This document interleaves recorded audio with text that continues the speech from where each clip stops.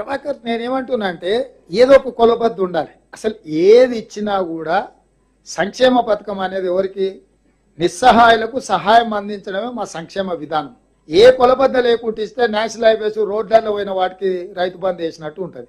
ఇప్పటి వరకు రైతు బంధు అనర్హులకు 22,000 కోట్ల రూపాయలు ఇచ్చిందని ఒక అంచనా వచ్చింది. 22,000 కోట్లు అనేది దేన్ని అంటారు ప్రభాకర్? అంటే అసలు లేఅవుట్లు అయిపోయి ఇండ్లు కట్టుకున్న కాలనీలకు, రోడ్లకు పోయిన భూములకు, గుట్టలకు, రాళ్లకు, రప్పలకు ఈ 5-6 ఏళ్లలోనే 22,000 కోట్లు అనర్హులకు వచ్చినాయని చెప్పి నిన్నమన్నే పత్రికలలో నేను చదివిన.